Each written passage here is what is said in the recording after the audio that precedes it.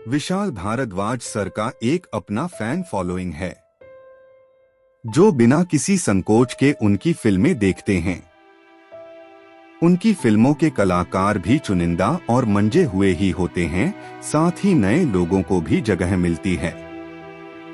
Film कुत्ते की शुरुआत होती है जेल से, जहां एक नक्सली लड़की बंद है जिसका नाम लक्ष्मी है। लक्ष्मी दारोगा के सामने सिगरेट पी रही है। लक्ष्मी और दारोगा के बीच एक छोटा सा संवाद होता है, जिसमें लक्ष्मी दारोगा को एक कहानी सुनाकर यह समझाने की कोशिश करती है कि किस तरह सरकार और प्रशासन में ऊंचे पदों पर बैठे लोग हमें बेवकूफ बनाकर हमारा शोषण कर रहे हैं। शुरुआत में ही लक्ष्मी द्वारा कही गई इस कहानी से यह जस्टिफाई करने की कोशिश की गई है कि इस फिल्म का नाम कुत्ते ही क्यों है। लड़की के साथ जेल में ही इंस्पेक्टर के सहयोग से एक सामंती नेता द्वारा दुष्कर्म किया जाता है। दरोगा रोकने की कोशिश करता है, पर वह इंस्पेक्टर के सामने विवश हो जाता है। थाने पर नक्सलियों का हमला होता है।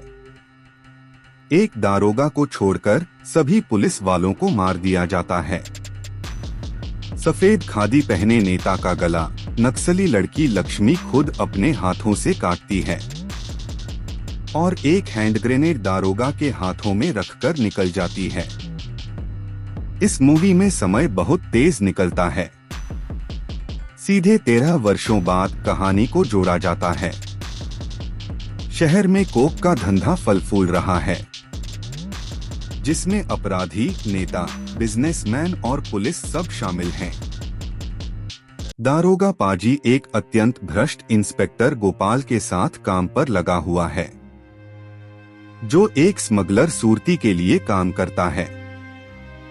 दारोगा एक कमरे के बाहर अपने इंस्पेक्टर की चौकीदारी कर रहा है और इंस्पेक्टर कमरे के अंदर अपनी काम वासना को तृप्त कर रहा है।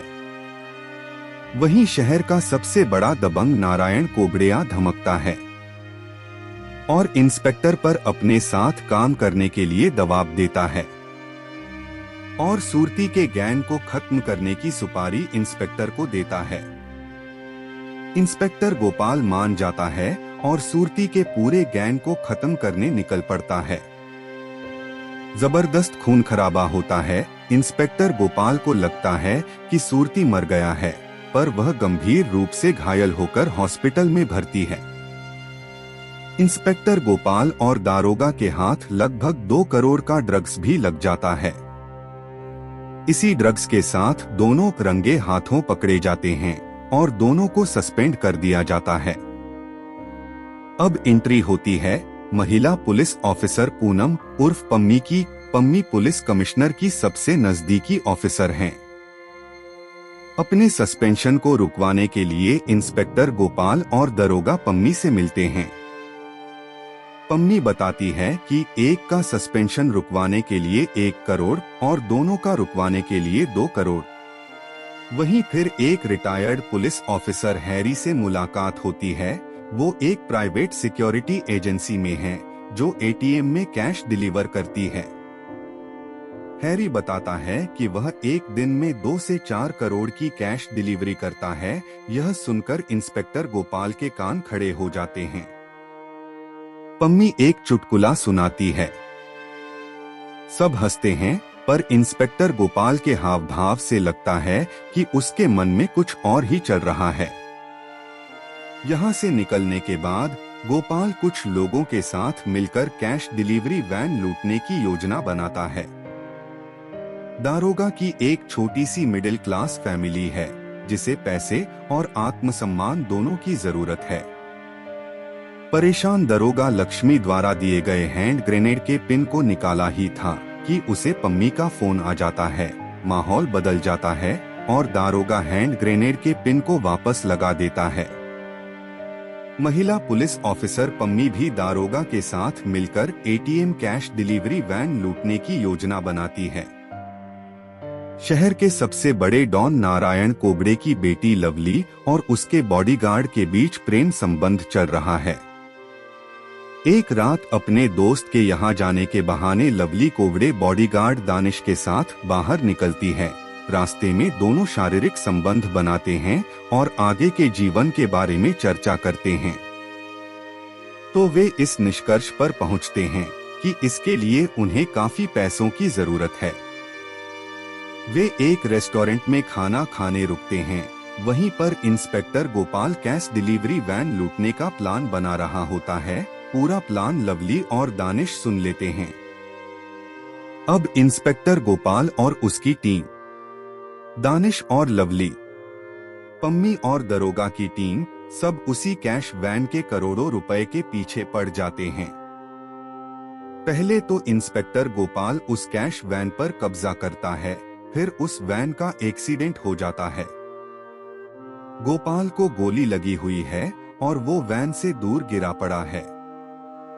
इधर दानिश और लवली इंस्पेक्टर गोपाल और उसकी टीम का पीछा करते हुए कैश वैन के पास पहुंच जाते हैं। लवली एक गार्ड को गोली मारती है, फिर लवली और दानिश वैन लेकर निकल जाते हैं। इन्हें लगा कि अब वह क्लियर कट सफलतापूर्वक पैसे लेकर निकल चुके हैं। तभी एक गोली दानिश को लगती है और वैन ऑफ रोड होकर एक्सीडेंट कर जाती है। यह गोली पम्मी और दारोगा की तरफ से आई थी। पम्मी लवली को कन्विंस कर ही रही थी कि इंस्पेक्टर गोपाल भी एक स्कूटी चालक के साथ वहां पहुंच जाता है। पम्मी और दरोगा की तरफ से अंधाधुन गोलियां चलती हैं। स्कूटी चालक वहीं ढेर हो जाता है। इंस्पेक्टर स्कूटी चालक की आड़ लेकर बच जाता है। इंस्पेक्टर आवाज लगाता है। सब इंस्पेक्टर की आवाज को पहचान लेते हैं और गोली चलनी रुक जाती है। अब यहाँ पर सब एक दूसरे से परिचित हैं और एक दूसरे पर गन भी ताने हुए खड़े हैं। सब आपस में डील करते हैं कि अपने अपने हथियार फेंक देंगे और पैसे आपस में बांट लेंगे। यहाँ इंस्पेक्टर चालाकी करता है। वह अपने हाथ में थामे हुए गन को तो फेंक देता है, पर एक गन वह अपने पास छुपा के रखे रहता है। तब दारोगा पाजी अपना संभाल कर रखा हुआ हैंड ग्रेनेड निकाल लेता है। तभी एक नक्सली संगठन वहां पहुंच जाता है, जिसकी लीडर लक्ष्मी है। यह लोग भागकर जंगल में बने एक पुराने घर में छुप जाते हैं। शायद यह नक्सलियों का ही अड्डा था। नक्सली घर पर गोलियां चलाने लगते हैं। दारोगा पाजी लक्ष्मी को आवाज देता है तो गोलियां चलनी बंद हो जाती हैं और दोनों में बातचीत होती है।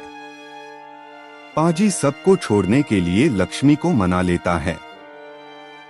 सब हथियार डालकर निकल ही रहे थे कि इंस्पेक्टर गोपाल को एक मशीन गन हाथ लग जाती है और वह सारे नक्सलियों पर अंधाधुन गोलियां बरसाने लगता है।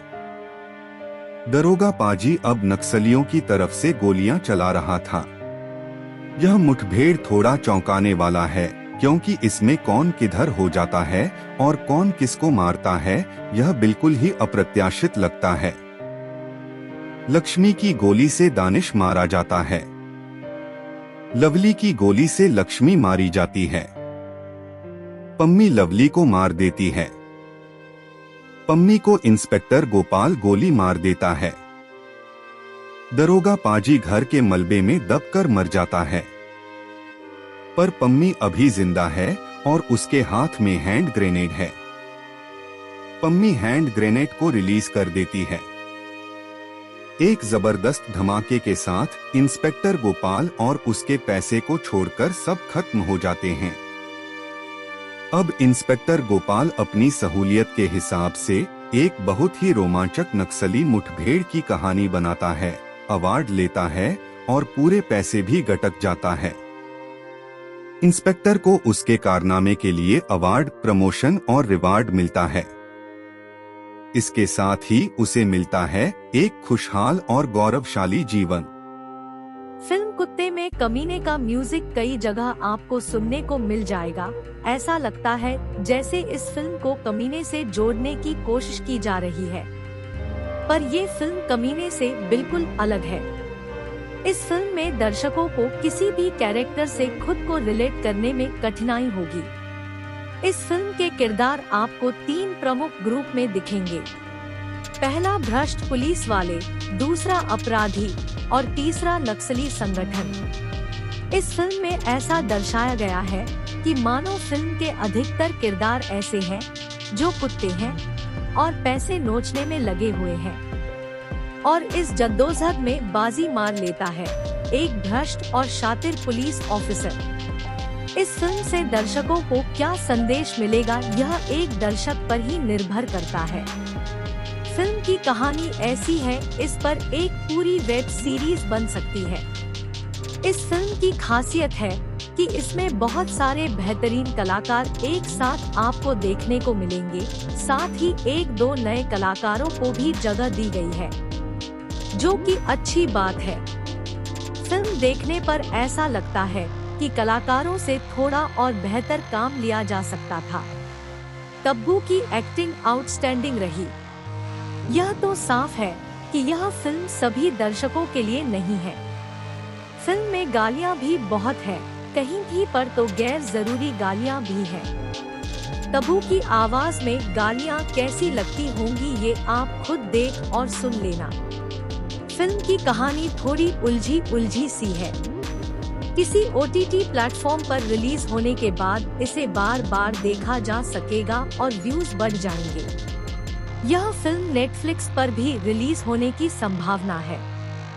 धन्यवाद। इस चैनल को लाइक और सब्सक्राइब करें। रिव्यू अच्छी लगे तो शेयर भी करें, ताकि हम आप तक इसी तरह बेहतरीन फिल्मों के रिव्यूज लाते रहें।